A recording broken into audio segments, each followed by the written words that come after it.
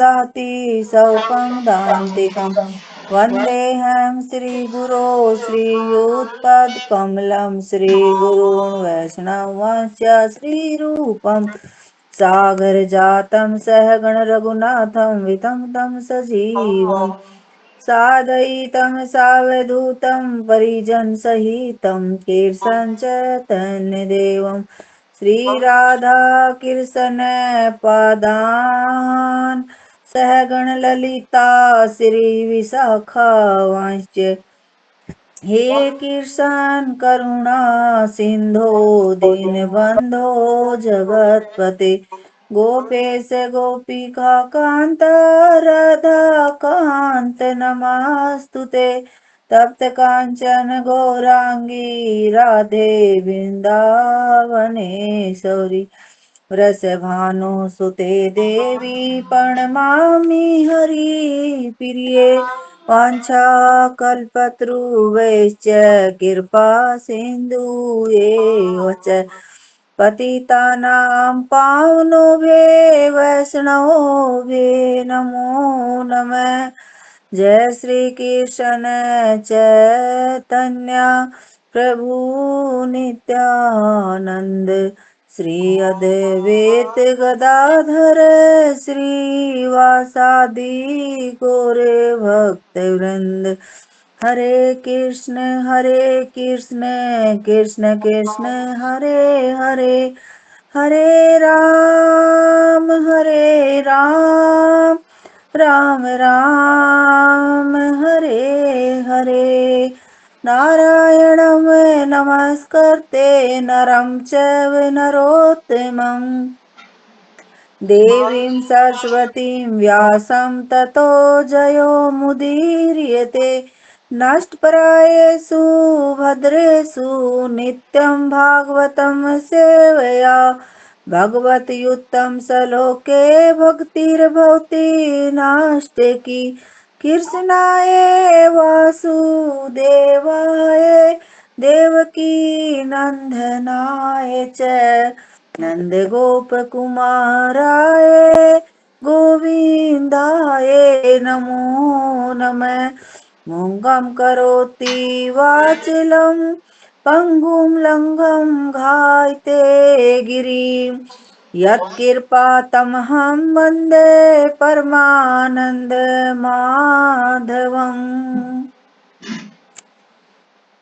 हरे कृष्णा माता जी, दंडवत प्रणाम। सभी भक्तों के चरणों में मैं थोड़ा पढ़ने की कोशिश करूंगी। माता जी गलती और सो माफ करना। हरे कृष्णा माता जी, शुरू करें क्या? हाँ जी, हरे कृष्णा माता शुरू कीजिए। ठीक है माता जी, धन्यवाद। श्री कृष्ण श्री कृष्ण पुस्तक, और आज अध्याय है 32। श्री कृष्ण लौटकर गोपियों के पास आते हैं। अंतगत्वा जब श्री कृष्ण पुनः गोपियों के मध्य प्रकट हुए तो वे अति सुंदर लग रहे थे, जो समस्त ऐश्वर्यों से युक्त व्यक्ति के अनुकूल था। ब्रह्म संहिता में कहा गया है कि आनंद चिन्ह में यह स प्रतिभाविता भी श्री कृष्ण अकेले विशेष सुंदर नहीं लगते, किंतु जब उनकी शक्ति विशेषतः राधा रानी के रूप में उनकी हल्दिनी शक्ति विस्तार करती है तो वे अत्यंत भव्य प्रतीत होते हैं। शक्ति रहित परम सत्य की पूर्णता की मायावादी विचारधारा अपूर्ण ज्ञान के कारण है। वस्तुतः अपनी विभिन्न शक्तियों के प्रदर्शन के बिना परम सत्य पूर्ण नहीं है। आनंद चिन्ह में रस का अर्थ है कि उनका शरीर नित्य आनंद तथा ज्ञान का दिव्य स्वरूप है। श्री कृष्ण विभिन्न शक्तियों से निरंतर घिरे रहते हैं, अतः वे पूर्ण तथा सुंदर हैं। हमें भ्रम संहिता तथा स्कंद पुराण से पता चलता है कि श्री कृष्ण निरंतर हजारों लक्ष्मियों से घिरे रहते हैं। ये गोपियां लक्ष्मियां ही हैं। जिनके साथ श्री कृष्ण यमुना के तट पर हाथ में हाथ डालकर घूमते थे। कि यहाँ क्या कह रहे हैं प्रभुपाद जी, हमें क्या समझा रहे हैं कि जो श्री कृष्ण जी हैं वो यहाँ दोबारा आ गए गोपियों के पास, और वो बहुत ही सुंदर लग रहे हैं। सुंदर लगने का क्या कारण है? क्योंकि उनके साथ उनकी आह्लादनी शक्ति, जो कि राधा रानी का रूप है, उनके साथ राधा रानी है, तो और भी सुंदर लग रही हैं, जो कि आनंद चिन्ह में रस रस से भरी हुई है। और इसका अर्थ है कि उनका शरीर नित्य आनंद तथा ज्ञान का दिव्य स्वरूप है। और जो श्री कृष्ण है, जो कि विभिन्न शक्तियों से निरंतर घिरे रहते हैं, और जो वे पूर्ण तथा सुंदर हैं। और जो कि भ्रम संहिता और स्कंद पुराण में क्या कहा गया है कि जो श्री कृष्ण है वो निरंतर हजारों लक्ष्मियों से घिरे होते हैं। जो कि लक्ष्मियां होती हैं वो उनके हजारों लक्ष्मियां पैर दबाती हैं, तो बोलते हैं ना भगवान के। और जो ये गोपियां हैं ये लक्ष्मियों के लक्ष्मियां ही हैं, और जो कि यमुना के तट पर उनके साथ हमेशा घूमते रहते थे, हाथ में हाथ डालकर उनके साथ विहार करते थे, मधुर लीलाएं करते थे गोपियों के साथ।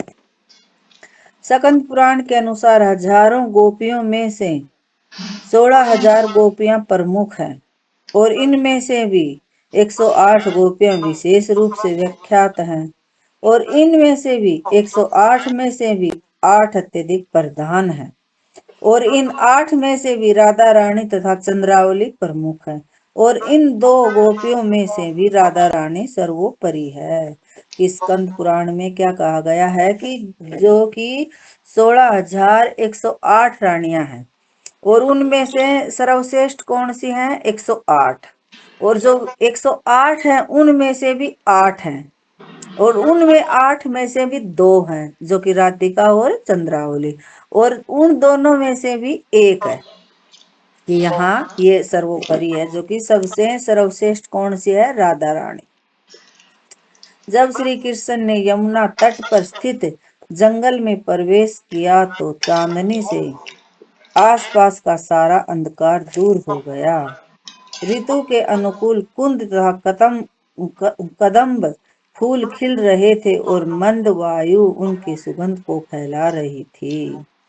कि जब श्री कृष्ण यमुना के तट पर गए और जब जंगल में वो घुसे, तो क्या हुआ कि चांदने के जो भी आसपास अंधकार था वो सब दूर हो गया, और जो ऋतु के अनुकूल फूल खिले हुए थे कुंद के और कदम्ब के, वो उनके हवा जब चलती है तो उनके साथ साथ अगर गंध होगा तो उसकी बदबू आएगी, और जब खुशबू के फूल होंगे तो सुगंध आएगी। और जब भगवान वहां थे तब फूल भी अपनी सारी खुशबू बखेर दी, और वो हवा के साथ चारों तरफ जंगल में फैल गई।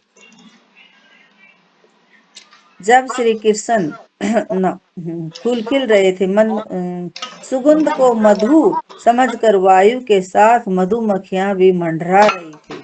गोपियों ने नरम बालू को बराबर किया और उसके ऊपर वस्त्र रखकर श्री कृष्ण के बैठने के लिए गुदगुदा आसन तैयार किया। कि वहां फिर गोपियों ने क्या किया, जो एक जो बालू मिट्टी होती है उसको बराबर किया, और उस बराबर करके और फिर उसके ऊपर एक मखमल का वस्त्र बिछा दिया, और वहां वो एक आसन तैयार कर दिया भगवान के बैठने के लिए। वहां पर जितनी गोपियां एकत्रित थी लगभग वे सब वेदांती थी। पूर्व जन्म में भगवान श्री रामचंद्र के अवतार के समय ये वैदिक विद्वान थी, जिन्होंने माधुर्य प्रेम में भगवान श्री रामचंद्र के सानिध्य की इच्छा की थी, और श्री रामचंद्र ने उन्हें वर दिया था कि भगवान श्री कृष्ण के अवतार के समय वे उपस्थित होंगी और उनकी इच्छाओं की वे पूर्ति करेंगे। कि यहाँ जब भगवान रामचंद्र सीता के लिए वहां गए थे, सीता के साथ उनकी शादी हुई थी, तो वो जो सीता की सहेलियां थी और वहां गोपियां थी बहुत ज्यादा, तो सभी भगवान से रामचंद्र से प्रेम करती थी, और उन्होंने उनसे कहा कि हम आपसे शादी करना चाहते हैं। लेकिन भगवान रामचंद्र ने क्या कहा कि मैं अब तो एक पतिव्रता ही रहूंगा, मतलब एक पत्नीव्रता। लेकिन जब मैं कृष्ण अवतार में आऊंगा, जब मैं तुम्हारी सभी की इच्छाएं पूरी करूंगा। तो यहाँ ये बात आ रही है। अब श्री कृष्ण के अवतार के समय इन वैदिक विद्वानों ने वृंदावन में तरुण गोपियों के रूप में जन्म लिया, और अपने पूर्व जन्म की इच्छा पूर्ति के लिए उन्होंने श्री कृष्ण का सानिध्य प्राप्त हुआ, जो उनका चरम मंतव्य प्राप्त हो चुका था। और वे इतनी प्रसन्न थी कि उन्हें और किसी वस्तु की इच्छा नहीं रह गई थी। कि जब भगवान श्री कृष्ण का अवतार हुआ, तब वो जो गोपियां थी वो भी तरुण थी उस समय पर, और वो सभी भगवान के साथ रहने की इच्छा थी उनकी कि पिछले जन्म से, और वो सारी इच्छाएं उनकी पूरी भी हुई। और जब भगवान उनके साथ थे तो उनकी और सभी इच्छाएं खत्म हो गई, सिर्फ उनको भगवान का सानिध्य ही चाहता, मान ली बहुत ही अच्छा लगता था, और उनकी कोई इच्छा नहीं थी भगवान के आगे। जब गोपियों को श्री कृष्ण की संगति प्राप्त हो गई तो उनके सारे दुख तो दूर हुए ही, साथ ही श्री कृष्ण के अभाव में जितना विलाप था उससे भी मुक्ति मिल गई। यहाँ यही कह रहे हैं, उनके दुख तो भगवान की संगति से समाप्त हो ही गए, लेकिन जो भी उनके उनका जितना भी विलाप था उनसे भी जो मुक्ति मिल गई उनको। उन्हें लगा कि उन्हें किसी प्रकार की इच्छा ही नहीं है। जो यहाँ यही बता रहे हैं कि प्रभुपाद जी की, जब गोपियों ने क्या सोचा कि हमारी तो और कोई इच्छा ही नहीं है, उनकी किसी चीज में इच्छा नहीं थी। जैसे कि कोई शुद्ध भगत होता है तो उनकी कोई चीज में इच्छा नहीं होती है, कि वो मान लो बिल्कुल विरक्त हो जाते हैं जब उनको सच्ची लगन लग जाती है भगवान की। तब कि हमारे जैसे थोड़ी ना, मैं तो बिल्कुल ही वो, मेरे तो अभी कोई लगन लगी नहीं है, पता नहीं लगे भी कि नहीं। लेकिन जो शुद्ध भगत होते हैं उनकी वो बिल्कुल मान ले घर परिवार सभी से विरक्त हो जाते हैं, और उनको और कुछ नहीं दिखाई। जैसे कि महाप्रभु आए थे भगत के रूप में, तो वो हाँ हाँ कृष्ण, हाँ कृष्ण, कृष्ण कृष्ण हमेशा ऐसे ही करते थे, और वो भगवान को ही हमेशा याद करते थे। उन्होंने मान लो भगवान के लिए, कि वो थे तो भगवान के रूप, भगवान ही थे, लेकिन फिर भगत के रूप में आए थे हमें सिखाने के लिए कि भक्ति कैसे करनी चाहिए, तो भगवान के लिए कैसे विलाप करना चाहिए। तो वो कितना वो करे थे। उसकी शादी हुई थी, उसको 16 साल की थी शायद उनकी पत्नी, 16 की भी थी या नहीं थी। उसको इतनी सुंदर पत्नी को छोड़कर माँ का अकेला सहारा था, माँ को भी विलाप करते छोड़कर, और वो ऐसे चले गए थे घर से। तो ऐसे ही गोपियां हैं, इनको भी और कुछ अच्छा नहीं लगता था, भगवान का सानिध्य ही अच्छा लगता था। श्री कृष्ण की संगति से परम तुष्ट होकर उन्होंने भूमि पर अपने वस्त्र फैला दिए, और ये वस्त्र रेशमी थे, और उनके वक्षस्थलों पर लेपित लाल कुमकुम से सने थे। उन्होंने बड़ी सावधानी से श्री कृष्ण के लिए आसन बिछाया। श्री कृष्ण तो उनके जीवन धन थे, अतः उन्होंने उनके लिए अत्यंत सुखदायक आसन बनाया।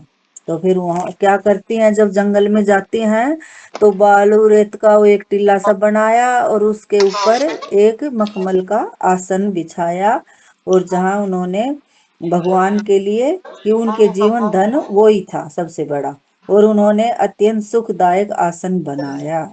गोपियों के बीच इस आसन पर बैठे श्री कृष्ण और अधिक सुंदर लगने लगे। जब उस आसन के ऊपर भगवान बैठे और आसपास चारों तरफ गोपियां बैठी थी, तो और भी सुंदर लग रहे थे भगवान। शिव ब्रह्मा या यहाँ तक कि शेष तथा अन्य बड़े बड़े योगी अपने अंतकरण में श्री कृष्ण का ध्यान धरते हैं, किंतु यहाँ पर गोपियां साक्षात श्री कृष्ण को अपने समक्ष अपने वस्त्रों पर आसीन देख रही थी।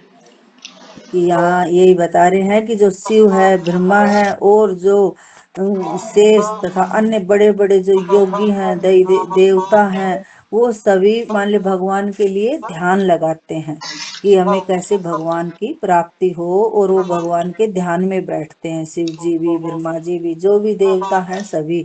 लेकिन गोपियों गोपियों का इतना शुद्ध प्रेम था कि वो उनके पास बैठी थी, उन्हें ध्यान लगाने की जरूरत नहीं थी, बिल्कुल उनके साथ बैठी हुई थी। समाज में श्री कृष्ण अत्यंत सुंदर लग रहे थे। गोपियां तीनों लोकों की सर्वाधिक सुंदर रमणियां थी और वे श्री कृष्ण के चारों ओर समवेत थी। कि गोपियां तीनों लोकों से अधिक सुंदर रमणियां थी और वे श्री कृष्ण के चारों ओर बैठी हुई थी। श्री कृष्ण अत्यंत प्रत्येक गोपी के पास बैठे थे। यहाँ यह प्रश्न किया जा सकता है कि ये सा उन्होंने कैसे किया। इस श्लोक में एक महत्वपूर्ण शब्द है ईश्वर। जैसा कि श्रीमद् भगवत गीता में कहा गया है कि ईश्वर सर्वभूता नाम, ईश्वर जन जन के हृदय में स्थित परमात्मा का सूचक है। श्री कृष्ण ने भी गोपियों की इस मंडली में परमात्मा रूप में अपनी इस विस्तार शक्ति का प्रदर्शन किया। श्री कृष्ण प्रत्येक गोपी के निकट आसीन थे, किंतु दूसरी गोपियों से अलक्षित थे। श्री कृष्ण गोपियों पर इतने दयालु थे कि उनके हृदय में विराजमान होकर योग ध्यान में अवगम्य होने के बजाय वे गोपियों के निकट आसीन हो गए और अपने आप को बाहर आसीन करके उन्होंने गोपियों पर विशेष कृपा की, क्योंकि वे सारी सृष्टि की चुनी हुई सुंदरियां थी और अपने प्राण प्यारे को पाकर गोपियां अपनी भुहें मटका कर उन्हें प्रसन्न करने लगी और अपना क्रोध छिपाकर हंसने लगी। यहाँ क्या कह रहे हैं कि श्री कृष्ण प्रत्येक गोपी के पास बैठे थे। कि मान ली भगवान तो अपना कितना ही, जैसे वो रासलीला हुई थी तो हर एक गोपी के साथ था और हर एक गोपी को मान हो गया था कि घमंड हो गया था कि भगवान मेरे साथ हैं, भगवान मेरे साथ हैं। तभी तो भगवान छोड़ के गए थे कि मान उनका मिटने के लिए, कि घमंड, भगवान को ये घमंड पसंद नहीं है, अहंकार पसंद नहीं है। कि भगवान सोच कि हम अगर अहंकार से हम भगवान को प्राप्त नहीं कर सकते, तभी तो भगवान चले गए थे। तब यहाँ गोपियों के पास बैठे हैं। और वैसे तो यहाँ यही बताना चाह रहे हैं प्रभुपाद जी कि वैसे तो भगवान हर एक के इस मान ली जो भी संसार में है, ईश्वर सर्वभूता नाम की भगवान हर एक जीव के, वो जीव चाहे कीड़ी हो चाहे हाथी हो, सबके हृदय में है। लेकिन फिर भी गोपियों के तो मान ले पास भी बैठे हैं, हृदय में तो हर के हैं, लेकिन गोपियों के तो बिल्कुल समक्ष बैठे हैं। और गोपियां उनको कैसे प्रसन्न कर रही हैं, आंखों की जो ये हमारी ये बुरकुटियां होती है, जब हम भी कई बार ऐसे ऐसे नहीं ऊपर नीचे करते हैं, तो ऐसे करके भगवान को प्रसन्न कर रही हैं। विरोध तो था उनको कि उनको छोड़ के चले गए थे, लेकिन वो दिखा नहीं रही, उनको मान ले प्रसन्न करने का प्रयास कर रही हैं और अपना क्रोध छिपाकर हंसने लग रही हैं। कुछ गोपियां उनके चरण कमलों को अपनी गोद में लेकर सहलाने लगी और हंस हंस कर अपना गौण क्रोध इस प्रकार प्रकट करने लगी कि जो और कोई गोपियां थी, कुछ गोपियां भगवान का सिर अपने पांवों पे रख लिया और उनको सहलाने लगी। हे कृष्ण, हम वृंदावन की सामान्य स्त्रियां हैं और वैदिक ज्ञान के विषय में अधिक नहीं जानती कि क्या सही है और क्या गलत है।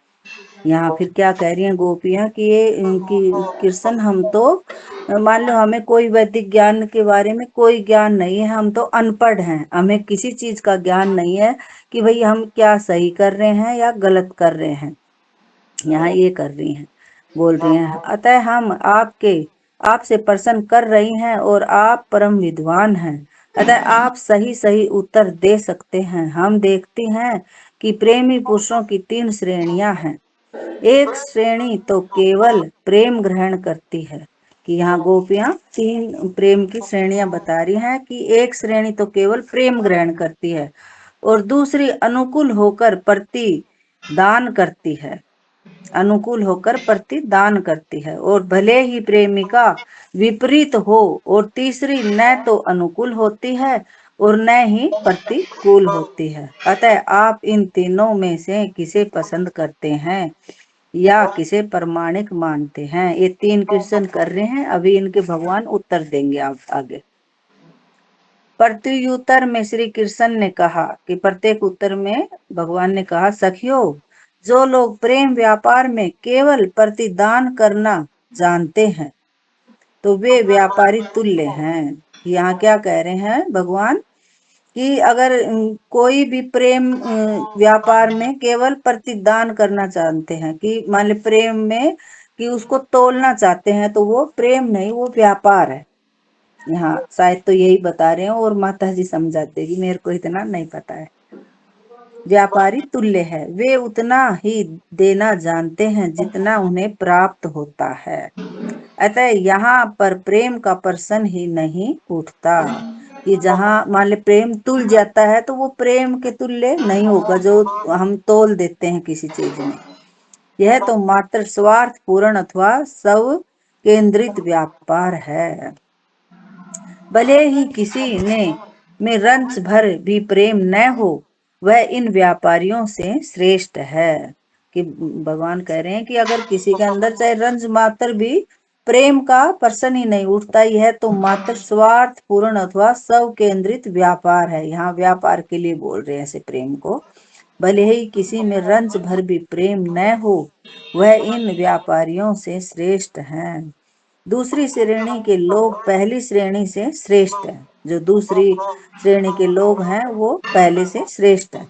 जो दूसरे पक्ष से विरोध पाने पर भी प्रेम करते हैं, कि जो दूसरे पक्ष से विरोध पाने पर भी प्रेम करते हैं। जब माता पिता अपनी संतानों को उनकी उपेक्षा के बावजूद प्रेम करते हैं। कि क्या कह रहे हैं भगवान, जो कि माता पिता होते हैं अपनी संतानों के उपेक्षा करने पर, कि वो संतान, शायद यहाँ यही होगा उपेक्षा का मतलब, कि संतान चाहे माता पिता से प्रेम करे या ना करे, लेकिन फिर भी माता पिता उनसे प्रेम करते हैं। और माता जी बताते तो वह एक निष्ठ प्रेम है, कि वो एक निष्ठ प्रेम है, एक तरफा प्रेम है। मतलब कि माता पिता प्रेम करते हैं, बच्चे प्रेम नहीं कर रहे। तीसरी श्रेणी के लोग न तो प्रतिदान करते हैं न उपेक्षा। इनकी दो उप श्रेणियां हैं। एक तो आत्म तुष्ट रहती है, जिसे किसी के प्रेम की आवश्यकता नहीं है। ये लोग आत्मा राम कहलाते हैं, अर्थात वे श्री भगवान के विचारों में लीन रहते हैं। अतः उन्हें इसकी परवाह नहीं रहती कि कोई उन्हें प्रेम करता है अथवा नहीं। कि यहाँ यही बता रहे हैं कि जो लोग आत्माराम ये कहलाते हैं, जो कि अपने आप में जो कि आत्मा तुष्ट रहते हैं, कि वो सिर्फ भगवान से ही प्रेम, जिसे किसी के प्रेम की आवश्यकता नहीं होती, तो वो क्या कहलाते हैं, आत्माराव कहलाते हैं। अर्थात वे श्री भगवान के विचारों में हमेशा लीन रहते हैं। शायद ये कई बार प्रभु जी भी बताते हैं, जो लोग वो भगवान में लीन रहते हैं, वो दूसरे को प्रचार नहीं करते। वो ये नहीं चाहते कि भाई मैं और किसी को प्रचार करूं, बताऊं भगवान के बारे में। ये सिर्फ भगवान से ही प्रेम करते हैं, और वो भगवान में ही लीन रहते हैं। वो दूसरों से कोई मतलब नहीं रखते, कि मैं भाई प्रचार नहीं करते वो लोग। और माता जी बताते कि फिर मेरे को तो ऐसा ही ध्यान है। अथवा नहीं, किंतु दूसरी उप श्रेणी कर्तघ्नों की है। ये लोग अपने गुरुजनों के प्रति विद्रोह करते हैं। उदाहरणार्थ, एक पुत्र अपने प्रिय माता पिता से सारी वस्तुएं प्राप्त करके भी कर्तघ्न होकर प्रतिदान नहीं करता। इस श्रेणी के लोग सामान्य गुरुद्रोह कहलाते हैं, जिसका अर्थ है कि वे अपने माता पिता अथवा गुरु की कृपा प्राप्त करके भी उनकी उपेक्षा करते हैं। माता जी बताते कि शायद तो यही होगा कि ये जो इसका जो दूसरी उप श्रेणी कर्तघ्नों की है, जो लोग अपने गुरुजनों के प्रति विद्रोह करते हैं, कि जो गुरुजनों के मान लो कहे अनुसार नहीं चलते, इनके विपरीत चलते हैं। और जैसे कि एक पुत्र होता है, वो माता पिता के मान लो माता पिता की उपेक्षा करता है। माता पिता उनको सारी वस्तुएं देते हैं, लेकिन फिर भी वो उनके अनुसार नहीं चलता। और गुरु के तो ऐसे लोग गुरु की भी मान ले उपेक्षा करते हैं, जो गुरु बोले वैसे नहीं करते, तो वो गुरुद्रोही होते हैं। इस प्रकार श्री कृष्ण ने गोपियों के उन प्रश्नों का भी उत्तर दे दिया, जो अप्रत्यक्ष रूप में उनसे संबंधित थे। कि उन्होंने गोपियों के व्यवहार को ठीक से नहीं समझा। उत्तर में श्री कृष्ण ने कहा कि श्री भगवान रूप में वे आत्मतुष्ट आत्मा राम हैं, उन्हें किसी के प्रेम की आवश्यकता नहीं है, किंतु साथ ही उन्होंने यह भी कहा कि वे कर्त घन नहीं हैं। श्री कृष्ण ने आगे कहा, सखियो, कदाचित मेरे शब्दों तथा कार्यों से तुम्हें पीड़ा पहुंची हो, किंतु तुम्हें ज्ञात हो कि कभी कभी मैं अपने प्रति भक्तों द्वारा किए गए कार्यों का प्रत्युत्तर नहीं देता। मेरे भगत मुझ पर अत्यधिक आसक्त हैं, किंतु कभी कभी मैं ठीक से उनके भावों का भी उत्तर नहीं देता, जिससे मेरे प्रति उनका प्रेम और बढ़े। यदि मैं सरलता से उपलब्ध हो जाऊं तो वे सोच सकते हैं कि श्री कृष्ण इतने सर्व सुलभ हैं, अतः मैं कभी कभी प्रति उत्तर नहीं देता। कि यहाँ मेरे मन से प्रभुपाद जी हमें ये समझा रहे हैं कि भगवान ये कह रहे हैं कि कई बार ऐसा होता है कि भगवान अपने जो भगत होते हैं उनके कृष्णों का उत्तर नहीं देते। कि जैसे कि हम भी कई बार बोलते हैं भगवान के आगे हमने ये प्रार्थना करी लेकिन हमारी प्रार्थना नहीं स्वीकारी, तो भगवान यही कहना चाह रहे हैं यहाँ कि मैं कई बार ध्यान नहीं देता कि भाई क्या बोल रहे हैं क्या नहीं, तो उससे अगर मैं हर बात को मान लूं तो मैं बहुत ही ये सर्व सुलभ है कि वो कि उनको ये लगेगा कि भगवान तो बहुत ही सुलभ है, तो वो हर एक चीज की इच्छा करने लग जाएं। शायद यही होगा और माता जी बता देंगी। किंतु कुछ काल तक बाद यदि वह कुछ संपत्ति संचित कर लें और तब यह संपत्ति नष्ट हो जाए तो वह इस नष्ट हुई संपत्ति का चिंतन 24 घंटे करेगा। इस प्रकार अपने भगतों के प्रेम को बढ़ाने के उद्देश्य से कभी कभी मैं उनसे ओझल हुआ प्रतीत होता हूँ। कि यहाँ यही बता रहे हैं प्रभुपाद जी कि कुछ काल के लिए अगर हम उनकी कुछ संपत्ति होती है भक्तों की और वो संपत्ति अगर नष्ट हो जाती है तो वो 24 घंटे उस संपत्ति के बारे में सोचते रहते हैं कि मेरी इतनी संपत्ति थी वो समाप्त हो गई, कैसे मान लो खत्म हो गई। तो इस प्रकार ही अपने भक्तों को प्रेम को बढ़ाने के उद्देश्य से कभी कभी मैं उनसे ओझल प्रतीत होता हूँ और वे मुझे भुलाने की बजाय मेरे प्रति अपनी प्रेमानुभूति बढ़ी हुई अनुभव करते हैं। कि प्रिय सखियों, तुम कभी ये मत सोचना कि मैं तुम्हारे साथ सामान्य भक्तों जैसा व्यवहार करता रहा हूँ। मैं ही जानता हूँ कि तुम क्या हो। तुमने सारी सामाजिक तथा धार्मिक मर्यादाओं का त्याग किया है और तुमने माता पिता से अपने सारे संबंध तोड़ लिए हैं और तुम सामाजिक बंधनों तथा धार्मिक मर्यादाओं की परवाह न करके मेरे पास आई और मुझसे प्रेम किया। तो यहाँ क्या समझा रहे हैं प्रभुपाद जी, भगवान क्या कह रहे हैं कि ये सारी चीजें हमारे लिए कह रहे हैं भगवान कि गोपियों को कि तुमने मान लो कोई किसी चीज की मर्यादाओं की परवाह नहीं करी और तुम अपने माता पिता पति बच्चों सबको छोड़कर मेरे पास आ गई। तो तो ये मत सोचना कि मैं तुम्हारी चिंता नहीं करता, कि मैं तुम्हारी चिंता करता हूँ और जो कि तुम धार्मिक मर्यादाओं की परवाह न करके मेरे पास आई और मुझसे प्रेम किया। तो अतः तुम लोगों का अत्यंत कृतज्ञ हूँ। कि भगवान कह रहे हैं कि मैं तुम्हारा मान लो तुम जैसे कि हम नहीं बोल देते हैं कि तुम्हारे एहसान के नीचे दब रहा हूँ, तो भगवान ऐसे बोल रहे हैं गोपियों को, इसलिए मैं तुम्हें सामान्य भक्तों के रूप में नहीं मानता। तो भगवान हमेशा गोपियों का प्रेम सर्वश्रेष्ठ आता है, तो भगवान कभी भी गोपियों के प्रेम को साधारण नहीं मानना। अतः मैं तुम लोगों का अत्यंत कृतज्ञ हूँ, इसलिए मैं तुम्हें सामान्य भक्तों के रूप में नहीं मानता। तुम यह मत सोचो कि मैं तुमसे दूर था, मैं तुम्हारे पास ही था। मैं तो यही देख रहा था कि मेरी अनुपस्थिति में तुम मेरे लिए कितनी चिंतित रहती हो और कृपा करके मुझ में दोष न निकालो, क्योंकि तुम लोग मुझे इतना प्रिय मानती हो। अतः यदि मैंने कोई त्रुटि की हो तो मुझे क्षमा कर दो। कि हाँ भगवान कह रहे हैं ये सारी चीजें कि मान लो कि मैं चला गया था तो भी मैं ये देख रहा था कि आप मेरे को कितना प्रेम करती हो, और अगर मेरे से कोई गलती हो गई तो मुझे माफ कर दो। मैं तुम्हारे अविरत प्रेम के ऋण नहीं हो सकता, चाहे मेरे जीवन अवधि स्वर्ग के देवताओं जितने ही क्यों न हो। तुम्हारे ऋण से ऋण होना, तुम्हारे प्रेम के प्रति कृतज्ञता प्रकट कर पाना असंभव है। अतः तुम लोग अपने पुण्य कार्यों से संतुष्ट हो। लोगों ने मेरे प्रति आदर्श अनुराग का प्रदर्शन किया है और पारिवारिक संबंधों से उत्पन्न सारी कठिनाइयों को पार किया है। कृपया अपने उच्च आदर्श चरित्र से प्रसन्न हो, क्योंकि तुम्हारे ऋण को चुका पाना मेरे लिए संभव नहीं है। भगवान यही कह रहे हैं कि तुम्हारे ऋण को चुकाना मेरे लिए संभव नहीं है।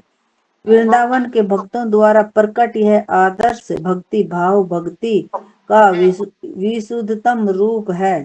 प्रमाणिक शास्त्रों का आदेश है कि भक्ति को हौतक तथा अप्रतिहत होना चाहिए। इसका अर्थ यह हुआ कि श्री कृष्ण भक्ति को किसी राजनैतिक या धार्मिक मर्यादा से नहीं आंका जा सकता। भक्ति सदा दिव्य होती है। गोपियों ने श्री कृष्ण के प्रति विशेष रूप से शुद्ध भक्ति प्रदर्शित की, यहाँ तक कि श्री कृष्ण उन्हें स्वयं उनके ऋणी बने रहे। अतः भगवान श्री चैतन्य ने कहा कि वृंदावन में गोपियों द्वारा प्रदर्शित भक्ति श्री भगवान तक पहुँचाने की अन्य समस्त विधियों को लांग गई थी। कि यहाँ चैतन्य महाप्रभु के लिए भी बोल रहे हैं कि गोपियों के बारे में कहा कि वृंदावन में जो गोपियों द्वारा प्रदर्शित भक्ति श्री भगवान तक पहुंचने की अन्य समस्त विधियों को लांग गई थी। कि जो गोपियों की भक्ति है वो सर्वश्रेष्ठ भक्ति है। उसके आगे और मान ले इतनी जितनी, जैसे भगवान के सर में दर्द हो गया था तो नारद मुनि गए थे वहां, तो भगवान को सोए हुए देखा तो बोले कि आप भगवान कैसे सोए हुए हो। बोले मेरे सर में दर्द है। तो बोले दवाई वैद्य सारी, वो एकदम से नारद मुनि बोलने लगे बुलाऊं। बोले नहीं नहीं, उनसे मैं ठीक नहीं हूँगा, मैं तो जो मेरा भगत है उसके चरणों की धूली से ही लगेगी तब ठीक हूँगा। तो जो कोई मेरा शुद्ध भगत होगा। तो नारद मुनि उनकी पत्नियों के पास गए तो पत्नियां भी नाट गई सारी, और नारद और भी भक्तों के पास गए तो सभी ने मना कर दिया। तो फिर भगवान ने कहा कि आप गोपियों के पास जाओ। तो फिर नारद मुनि गोपियों के पास गए तो वो एक बार भी ये भी नहीं सोचा कि भाई ऐसे कैसे दे दे चरणों की धूली। और नारद मुनि ने कहा, तुरंत गोपियों ने अपने चरणों की धूली पूछ पूछ के और नारद मुनि को दे दिया। तो नारद मुनि ने कहा कि आपको नरक का डर नहीं लगता। बोले नहीं, अगर भगवान को जो हमारे प्रिय हैं उनको परेशानी है, सर में दर्द है, बीमार है, तो अगर हमें नरक में भी जाना पड़ेगा तो भी हम नरक में चले जाएंगे, लेकिन भगवान को कोई कष्ट नहीं होना चाहिए। हरे कृष्णा माता जी, और आप समझा तो मेरे को तो इतना ही समझ आया। इस प्रकार लीला पुरुषोत्तम माता जी भगवान श्री आप कृष्ण के अंतर्गत श्री कृष्ण लौट कर गोपियों के पास आते हैं और नामक 32वें अध्याय की भक्ति वेदांत तात्पर्य पूर्ण हुए। हरे कृष्णा माता जी, हाँ दंडवत जी, हरे कृष्ण प्रणाम। माता जी। मैं इसको सुन रही थी बैठे बैठे, मतलब आपने बहुत ही अच्छे से इसको समझाया है, इसमें कुछ भी कमी नहीं है। अगर फिर भी किसी को कुछ समझ नहीं आया हो तो मैं थोड़ा बहुत समझा दूंगी, नहीं तो वैसे माता जी ने बहुत अच्छे से इसको समझाया है। तो एक बार सब अनम्यूट करके माता जी का धन्यवाद करेंगे हरे कृष्ण महामंत्र बोल के। हरे हरे कृष्णा कृष्णा हरे कृष्णा कृष्ण हरे हरे, हरे हरे राम हरे राम हरे राम राम राम हरे हरे। राम राम हरे हरे हरे बोले हरे बोले राम। की हाँ जी, तो आज हमने इस चैप्टर में क्या पढ़ा है कि जब गोपियां, इससे पहले हमने क्या पढ़ा था, गोपी गीत है ना, विरह का अनुभव कर रही थी गोपियां, एक दूसरे से बातें कर रही थी कृष्ण के बारे में, कृष्ण ऐसे थे, कृष्ण ने ये किया होगा, कृष्ण ने वो किया होगा, यानी बड़ा विरह का अनुभव कर रही थी। कृष्ण से विलग हो गई थी, कृष्ण नहीं थे उनके पास, तो बहुत ही ज्यादा दुखी थी वो। फिर जब कृष्ण देखते हैं कि वो इतनी दुखी हैं गोपियां, तो फिर कृष्ण उनके पास वापस लौट कर आते हैं। और फिर जब कृष्ण आते हैं तो फिर वो गोपियां उनको कुछ कुछ बोलती हैं, तो कृष्ण क्या कहते हैं कि मुझे क्षमा कर दो, अब तुम मेरे से नाराज मत हो, मुझे क्षमा कर दो। तो जैसे इसमें जो गोपियां थी वे कौन थी, जैसे यहाँ बता रखा है, माता जी ने बताया था कि 16,000 गोपियां प्रमुख हैं। वैसे तो बहुत करोड़ों गोपियां हैं। ये बताया जाता है कि जब राधा रानी चलती थी तो राधा रानी के साथ ही 1 करोड़ गोपियां चलती थी, लेकिन मतलब और भी संख्या ज्यादा है, लेकिन जो मुख्य है इसमें से वो 16,000 गोपियां हैं। क्योंकि ये गोपियां कुछ तो दंड कारण्यवन की गोपियां हैं, ठीक है ना, कुछ अयोध्या वासिनी गोपियां हैं और कुछ ब्रजवासिनी गोपियां हैं। तो इस प्रकार से क्योंकि ये जितनी भी गोपियां हैं ये पहले ऋषि थे, दंड कारण्य के ऋषि थे, तो उन्होंने भी भगवान राम को कहा था कि हमें आपका संग करना है।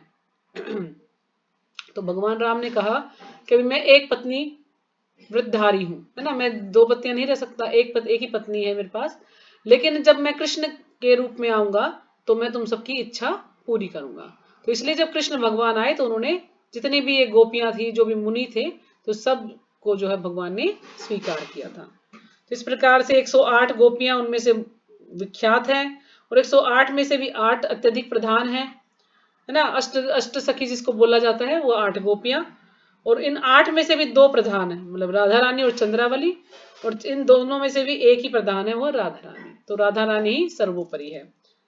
तो यानी इनका जो प्रेम था बहुत ही उच्च कोटि का प्रेम था। कुछ लोग इसको गलत भी समझ लेते हैं, लेकिन ऐसा नहीं था। गोपियों का जो प्रेम था उसका तो हम कभी सोच भी नहीं सकते सपने में, कैसा प्रेम था उनका गोपियों का। क्योंकि ऐसा भौतिक जो संसार में जो प्रेम है वो प्रेम नहीं है, ये तो सब दिखावटी प्रेम है, स्वार्थपूर्ण प्रेम है। लेकिन जो गोपियों का प्रेम था वो बिल्कुल ही, उसमें कोई स्वार्थ नहीं था, उच्च कोटि का प्रेम था। तो इसमें जैसे जो श्रीमद् भागवतम है उसमें बताया गया है कि यदि किसी को श्री भगवान प्राप्त हो जाते हैं तो फिर उसे किसी प्रकार की इच्छा नहीं होती। तो गोपियों ने कृष्ण को प्रसन्न कर लिया था, अगर किसी को भगवान मिल जाए तो उसे और किसी चीज की आवश्यकता ही नहीं रहेगी। जैसे जब प्रहलाद महाराज क्या करने के लिए गए थे, प्रहलाद महाराज गए थे कि मुझे अपने पिताजी से भी उच्च पद चाहिए, है ना, लेकिन जब उनको भगवान के दर्शन हो गए तो उन्होंने कहा कि मैं एक कांच के टुकड़ों के लिए जो है वो ये तपस्या कर रहा था, मुझे कांच के टुकड़े चाहिए थे, ये इच्छा थी, लेकिन अब मुझे भगवान कुछ नहीं चाहिए। लेकिन भगवान ने फिर भी क्या कहा, नहीं तुम्हें जो है मैं ये सब दूंगा, तुम्हें जो है राज्य भी करना है, राज्य करो। उसके बाद फिर भगवान के धाम गए थे। तो माता जी कुछ पूछना चाहती थी माता जी? हरे कृष्णा माता जी, कोटि कोटि हाँ प्रणाम माता जी। हाँ माता जी बोलिए। हाँ माता जी, जो चंद्रावली गोपी है वो अष्ट गोपियों में से ही है माता जी? मुझे इसके बारे में, हाँ मैंने जी, ये इनके बारे में। अष्ट गोपियों में से ही होंगी, क्योंकि इसमें बताया ना कि 8 गोपियां मुख्य हैं और उस 8 हाँ में से जी। भी 2 मुख्य है। तो राधा हाँ रानी और जैसे। चंद्रावली, ये चंद्रावली शायद राधा रानी की बहन थी, जैसे ताऊ चाचा में होती ना, ऐसे बहन थी इनकी। अच्छा जी। हाँ, फिर इन दोनों हाँ से भी जैसे। मुख्य राधा रानी है। हाँ जी, अष्ट सखी में से ही है ये। हाँ जैसे माता जी ललिता जी, विशाखा, चित्रा, जो मतलब इन्हीं में ही है चंद्रावली भी, हाँ, मतलब। इन्हीं में होगी माता जी, क्योंकि इसमें लिखा हुआ है ना कि 8 में से भी 2 मुख्य हैं, तो ये लिखा हुआ, क्योंकि मुझे उनके नाम तो याद नहीं है अष्ट सखी के, लेकिन उन्हीं में से होगी ये। ठीक है माता जी, बहुत बहुत धन्यवाद माता जी। हरे हरे कृष्ण। कृष्ण माता जी, शायद ये चंद्रावती कोई गोपी होगी ना, जब उसको मान ली भगवान उसके साथ बैठे थे और फिर श्री दामा था ये कौन थे, उनको भगवान ने मना कर दिया था कि अंदर कोई नहीं आएगा, फिर उसको श्राप दे दिया था राधा रानी ने, शायद वो है ये चंद्रावली। नहीं नहीं, वो तो सही दामा थे। और श्री श्री दामा ने दामा तो मना थे, किया था। लेकिन भगवान के साथ शायद चंद्रावली गोपी थी जब अकेले में बैठे थे दोनों, जब भगवान ने मना किया था ना श्री दामा को कि हाँ, हो यहाँ सकता है अंदर माता जी, अगर क्योंकि मुझे याद नहीं है, हो सकता है आप बता रहे हैं, आपने सुना होगा कहीं, तो ऐसा हो सकता है। हाँ हाँ, तो तो इसलिए उन्होंने मतलब मना मैंने तो कर दिया ऐसा होगा। थोड़ा, हाँ कि मना किया था तभी तो उसने श्री दामा ने राधा रानी को अंदर नहीं जाने दिया, कि भगवान ने मना किया, जब फिर राधा रानी गुस्से में आके कि मेरे को कौन है मना करने वाला, हाँ, ऐसे बोला। फिर वो उनको तब श्राप दे दोनों देते ने हैं, फिर आपस राधा में रानी श्राप उनको दे श्राप दे दिया था। देती है। हाँ, ऐसा है। हरे कृष्ण माता। हाँ जी, हरे कृष्ण। तो फिर वही है इसमें कि भगवान जो है उनसे क्षमा मांगते हैं कि भाई मेरी जो त्रुटि हुई है मुझे क्षमा करो। और फिर उसके बाद तो जो गोपियां हैं वो क्या करती कि अपनी गोद में लेकर सहलाने लगी और हंस हंस कर अपना गौण क्रोध इस प्रकार प्रकट करने लगी। यानी वो उनका जो क्रोध था वो क्या था, बिल्कुल तुच्छ क्रोध था, बिल्कुल नाम मात्र दिखाने के लिए क्रोध था। वैसे वो कृष्ण से बहुत प्रेम करती थी, लेकिन कृष्ण को दिखाने के लिए वो क्रोध करने लगी थोड़ा सा। तो फिर यहाँ पर बात कर रहे हैं भगवान, तो कृष्ण को कह रहे हैं, हे कृष्ण, हम वृंदावन की सामान्य स्त्रियां हैं और वैदिक ज्ञान के विषय में अधिक नहीं जानती हैं, क्या सही है और क्या गलत है। अतः हम आपसे प्रश्न कर रहे हैं कि आप परम विद्वान हैं, अतः आप सही सही उत्तर दे सकते हैं। हम देखती हैं कि प्रेमी पुरुषों की 3 श्रेणियां हैं।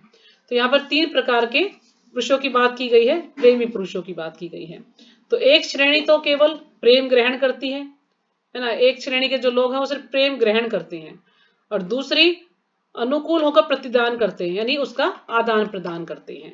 प्रतिदान यानी बदले में भी कुछ देते हैं। और भले ही प्रेमी का विपरीत हो। और तीसरी न तो अनुकूल होती है न ही प्रतिकूल। और जो तीसरी श्रेणी हो क्या है, ना तो अनुकूल है ना प्रतिकूल, ना उसके फेवर में है ना उससे अलग है। अतः आप इन तीनों में से किसे पसंद करते हैं या किसे प्रमाणिक मानते हैं। तो भगवान से प्रश्न कर रहे हैं कि आप किस श्रेणी को मानते हैं। तो यह भगवान उत्तर देते हैं कि हे सखियो, जो लोग प्रेम व्यापार में केवल प्रतिदान करना जानते हैं वे व्यापारी तुल्य हैं, है ना। कोई प्रेम में प्रतिदान करते हैं, यानी तो किसी हम प्रेम करते तो हम भी उससे चाहते कि वो भी हमें प्रेम करे, तो ये है प्रतिदान, यानी बदले में हम भी चाहते हैं, अगर हमने किसी को कुछ दिया है तो हम भी चाहते हैं कि हमें भी वो व्यक्ति ऐसा दे। तो ये क्या है, एक व्यापारी तुल्य है, यानी व्यापार हो गया ये। तो जैसे व्यापारी अपना व्यापार चलाता, तो इसी प्रकार से होगा कि हम किसी को कुछ दे रहे हैं, जैसे हम तो हमें कुछ बदले में कुछ चाहिए, तो ये व्यापारिक हो गया।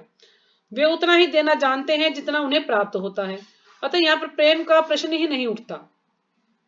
तो यहाँ कोई प्रेम नहीं है, ये तो सब क्या है, आदान प्रदान है, प्रेम नहीं है ये। यह तो मात्र स्वार्थपूर्ण अथवा स्व केंद्रित व्यापार है।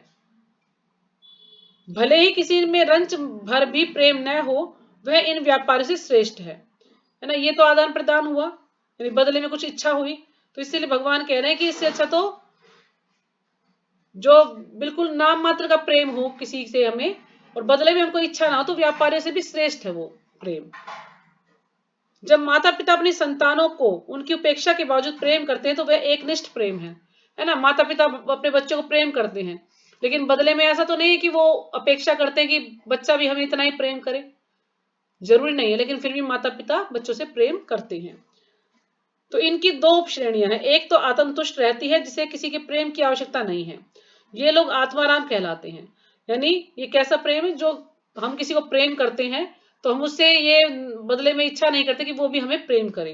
तो ये क्या है, ये है आत्मतुष्ट, यानी वो आत्मतुष्ट है व्यक्ति, आत्माराम उसको कहा जाता है, यानी वो अपने में ही खुश है। यानी ये भगवान को प्रेम करता है तो ये नहीं चाहता कि भगवान भी से प्रेम करें।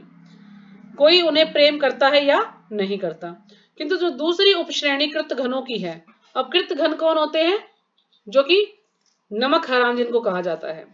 कृत घन का अर्थ है नमक हराम है जो। ये लोग अपने गुरुजनों के प्रति विद्रोह करते हैं। ये ऐसे लोग हैं जो गुरुजनों के प्रति विद्रोह करते हैं, यानी वो सोचते हैं कि जैसे हम करते हैं गुरु भी हमारे साथ ऐसा ही करें, है ना, बदले में कुछ चाहिए। उदाहरणार्थ, एक पुत्र अपने प्रिय माता पिता से सारी वस्तुएं प्राप्त करके भी कृतघ्न होकर प्रतिदान नहीं करता, है ना। एक पुत्र है, माता पिता से सब कुछ ले लेता है वो, लेकिन फिर भी वो क्या करता है, कृतघ्न होकर प्रतिदान नहीं करता, यानी वो क्या है, नमक हराम, नमक हराम है। यानी वो फिर भी यानी उनका कोई उपकार नहीं मानता, कि सब कुछ माता पिता से ले लिया और उसका कोई उपकार नहीं मानता और बदले में कोई भी प्रतिदान नहीं करता। ऐसा नहीं कि उसको सब कुछ प्रॉपर्टी मिल गई तो माँ बाप की सेवा करे, नहीं, कुछ नहीं करता वो। तो इसी श्रेणी के लोग सामान्यतः गुरुद्रोह कहलाते हैं, है ना। जो इसी श्रेणी के लोग हैं गुरु के साथ विद्रोह करने वाले कहलाते हैं, जिसका अर्थ है कि वे अपने माता पिता तो गुरु की कृपा प्राप्त करके भी उनकी उपेक्षा करते हैं, यानी उनका सब कुछ लेने के बाद भी वो उनके कुछ भी ध्यान नहीं रखते हैं, उनकी उपेक्षा करते हैं। तो गोपियां यहाँ पर भगवान को कह रही हैं कि वो क्या है, वो कृतघ्न नहीं है, यानी वो नमक हराम नहीं है कि आप उनको प्रेम करें तो बदले में उनको भी वो भी आप कुछ ना करें, ऐसा नहीं है।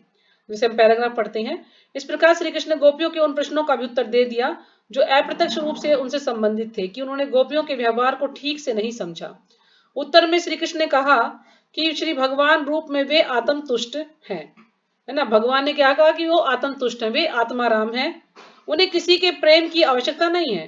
किंतु साथ ही उन्होंने यह भी कहा कि वे कृतघ्न नहीं है। यानी भगवान क्या कह रहे हैं, गोपियों ने, भगवान ने कहा कि उनको किसी की प्रेम की आवश्यकता नहीं है, लेकिन उन्होंने साथ साथ ये भी कहा कि वो कृतघ्न भी नहीं है, यानी वो नमक हराम भी नहीं है कि कोई उनको प्रेम करे और बदले में वो कुछ ना दे, तो वो ऐसे भी नहीं है। यानी उन्हें गोपियों की परवाह है कि गोपियां उनको इतना प्रेम करती हैं तो वो भी उनसे प्रेम करना जानते हैं।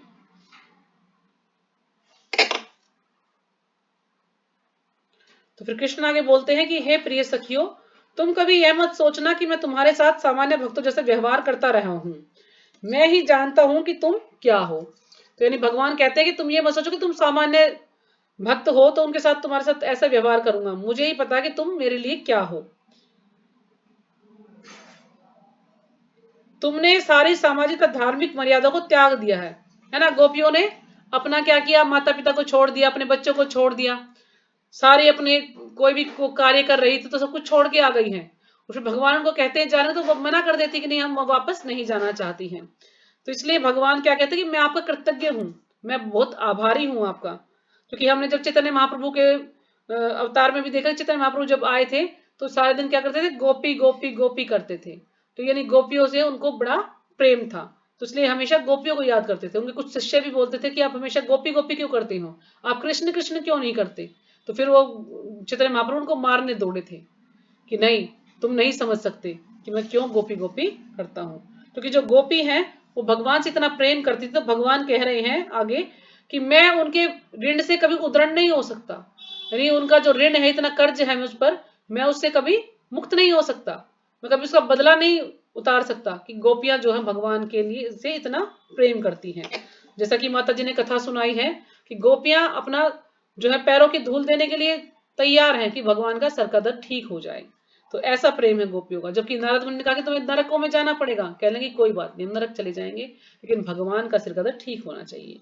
यानी जो भक्ति है, प्रमाणिक शास्त्रों का कथन आदेश है कि भक्ति को अहेतुक तथा अप्रतिहता होना चाहिए। यानी भक्ति को अहेतुक, यानी उसमें कोई हेतु नहीं होना चाहिए, कोई इच्छा नहीं होनी चाहिए, उसको अहेतुक कहा गया है। इसलिए हेतुक कहा होता तो यानी कोई हेतु है उसमें, तो नहीं अहेतुक यानी कोई भी उसमें हेतु नहीं है, कोई भी हमारी इच्छा नहीं है उसमें। अप्रतिहता यानी उसमें कोई भी बाधा नहीं है कि हम कोई बंधन में आकर या किसी का प्रेशर समझकर हम उस भक्ति कर रहे हैं, नहीं, उसमें कोई बाधा नहीं होनी चाहिए। तो भक्ति ऐसी है, ना तो उसमें कोई हेतु है और ना कोई बाधा है, भक्ति तो दिव्य होती है। गोपियों ने श्री कृष्ण के प्रति विशेष रूप से शुद्ध भक्ति प्रदर्शित की, यहां तक कि श्री कृष्ण स्वयं उनके ऋणी बने रहे। तो भगवान हमेशा उनके ऋणी बने रहे, गोपियों का मुझ पर बहुत ऋण है। तो तब भगवान चैतन्य ने कहा कि वृंदावन में गोपियों द्वारा प्रदर्शित भक्ति श्री भगवान तक पहुंचने की अन्य समस्त विधियों को लांघ गई थी। तो यानी जो गोपियों की जो भक्ति थी, जो दिव्य भक्ति थी, वो भगवान तक पहुंचने की जो भी विधियां होती हैं, अलग अलग विधियां होती ना, साधन विधि होती, तो उन सबको वो पार कर चुकी थी गोपियां। तो भगवान के पास वो अच्छे से जा सकती थी, क्योंकि उन्होंने सारी विधियों को पार कर लिया था, सारी विधियों को लांघ चुकी थी वो। तो ऐसा प्रेम था गोपियों का भगवान के लिए। तो क्षमा चाहूंगी, मैंने समय नहीं देखा, समय काफी हो गया है, क्योंकि जब